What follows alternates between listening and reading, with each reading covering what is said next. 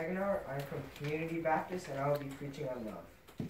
If love is such a major theme in the Bible, and it is mentioned multiple times throughout, talking about how God is love and how we're supposed to love Him and others as well, why do several people have a wrong sense and a wrong knowledge of love? Well, first of all, we have to know what love is. Well, charity and love are used basically throughout the Bible, and they're the same thing. And in 1 Corinthians 13, 4 through 7, it says, Charity suffereth long and is kind. Charity envieth not. Charity vaunteth not itself up, is not puffed up, doth not behave itself unseemly, seeketh not her own, is not easily provoked, thinketh no evil, rejoiceth not in iniquity, but rejoiceth in truth, beareth all things, believeth all things, hopeth all things, endureth all things. Charity never faileth, but whether there be prophecies, they shall fail. Whether there be tongues, they shall cease. Whether there be knowledge, it shall vanish. And a good example of love I have here is when a California gold fever broke out, a man went there, leaving his wife in New England with his boy. As soon as he got on and was successful, he was to send for them. It was a long time before he succeeded, but at last he got money enough to send for them. The wife's heart leapt for joy. She took her boy to New York, got on board a Pacific steamer, and sailed away to San Francisco. They had not been long at sea before the cry of fire, fire, rang out through the ship, and rapidly it gained on them. There was a gunpowder magazine on board, and the captain knew the moment the fire reached the powder, every man, woman, and child would perish. They got out the lifeboats, but they were too small. In a minute, they were all overcrowded. The last one was just pushing away. When the mother pled with them to take her and her boy, they said no. And they said, we have too many, we can't hold them. She entreated them earnestly. The boy, she didn't want her boy to die. She seized her boy, kissed him, and gave him the last hug and said, my boy, if you live to see your father, tell him that I died in your place. This is a great picture of what Jesus did for us. Jesus says, I'm going to die in your place. Now let people know that I did that. Okay, Jesus' love was shed for us on the cross. That's why the mother, just like the mother, died for a child. Jesus died in our place. So, you know what else love is? God is. It's of God.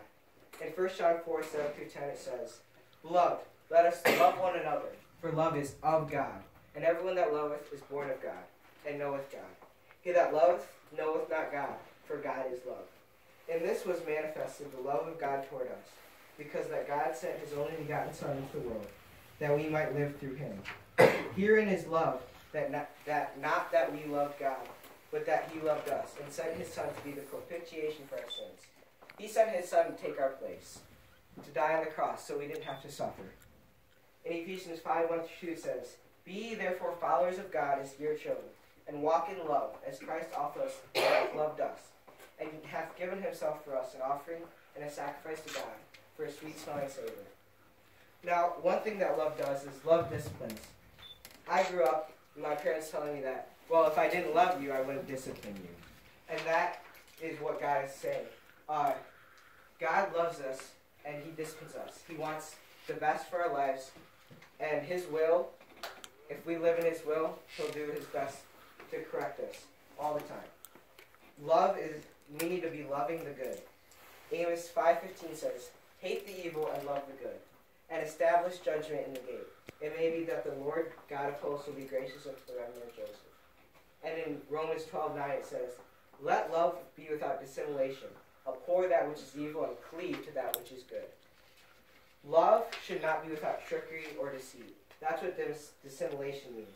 It shouldn't be conniving, because love should be whole. It should be without any fault.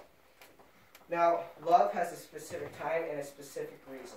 In Ecclesiastes 3:1 it says, To everything there is a season and a time to every purpose under heaven.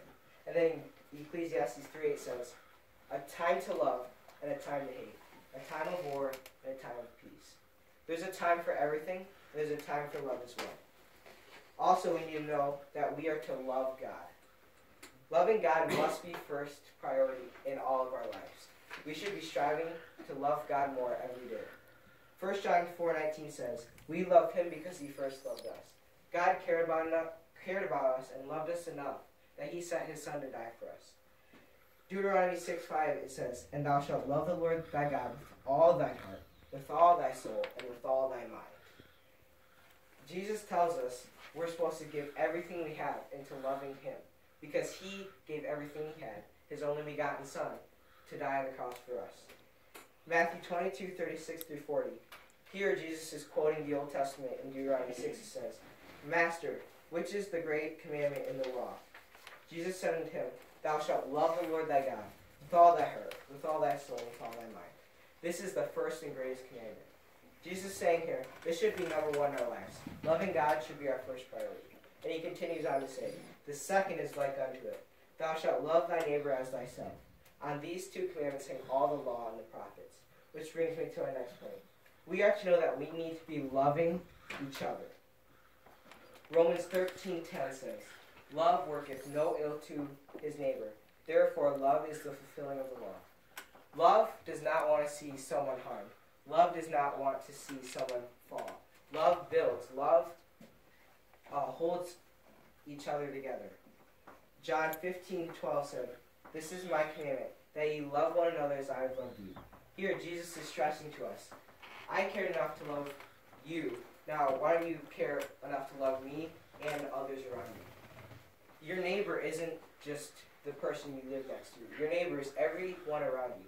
It doesn't matter whether they're saved or not. We need to be showing Christ's love to everyone. Galatians 5:14 says, For all the law is fulfilled in one word, even in this, Thou shalt love thy neighbor as thyself. We need to see others as ourselves, because a lot of us like ourselves a lot. So we need to be showing that same zest and that same enthusiasm we have to everyone around us. One good example of this is the golden rule, which is, do unto others as you would have them do unto you. Jesus tells a parable of the Good Samaritan to illustrate this commandment. Luke 10:30-33 says, And Jesus answering said, A certain man went down from Jerusalem to Jericho, and fell among thieves, which stripped him of his raiment, and wounded him, and departed him, leaving him half dead. And by chance there came down a certain priest that way, and when he saw him, he passed by on the other side.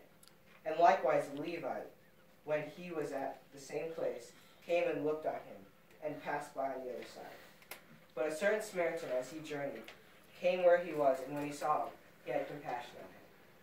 So the three men came and saw the Samaritan. First was the priest. He came by, he went, he looked at him, and just kept walking. Levite came by, walked, looked at him, kept walking. But the Samaritan, caring enough to have compassion on him, came, looked at him, and didn't keep walking. He helped him. Okay? Which brings me to the next point. It doesn't matter who it is. It doesn't matter whether we like them or not. We are to love our enemies. The world says a lot about love. Like, as in, I can like someone if they like me back. And if you don't like me, I don't think I'll like you back either. In Matthew 5:43 it says, Ye have heard that it hath been said, Thou shalt love thy neighbor and hate thine enemy. This is the world's viewpoint of love. They see this as normal. But we know what Jesus did for us, that we should love everyone. This is what God says about love. In Luke 6:27 it says, But I say unto you which hear, love your enemies. Do good to them that hate you. Okay? Jesus is saying here, you need to be loving your enemies just as much as you love me or your neighbor. It doesn't matter who it is, whether they're saved or not. And then in Matthew 5:44-46 it says, But I say unto you, love your enemies. Bless them that curse you. Do good to them that hate you. And pray for them which despitefully use you and persecute you, that ye may be the children of your Father. That means Jesus is saying that we're his child, so we should show others that we are. And can you say, which is in heaven?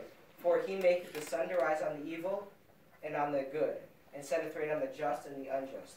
He does it for everyone. And then it continues to say, For if ye love them which love you, what reward have ye?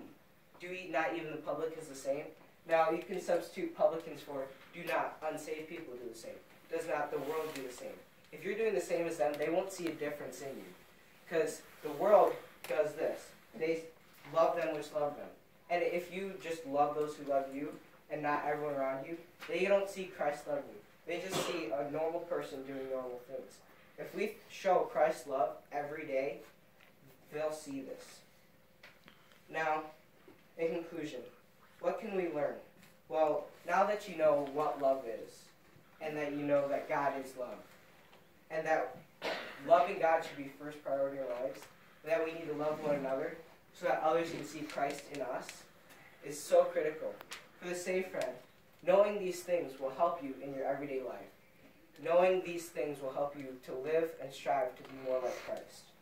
Now, for the unsaved friend, you need to know that God cared enough about you because he wants you to be his child.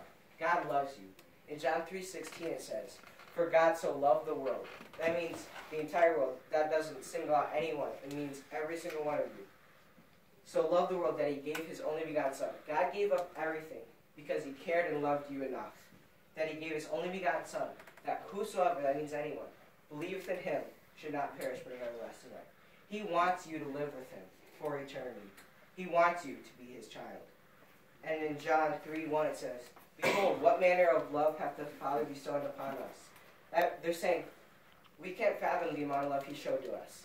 We can't even grasp the concept because he gave up everything to love a sinner like me, sinner like you. It doesn't matter who you are, he wants you to be his child. And it says that we should be called the sons of God. Therefore the world knoweth us not because it knew him not. It's saying here, we get the privilege to be called the sons of God. And that should be something that we strive to live for every day. Now, if you are saved, love should be a theme in your life. When people look at you, they say, wow, he loves everyone. It doesn't matter who it is. He loves them. And if you're unsaved, well, look at others who people see as those who love them, so we can be minister unto others. Thank you.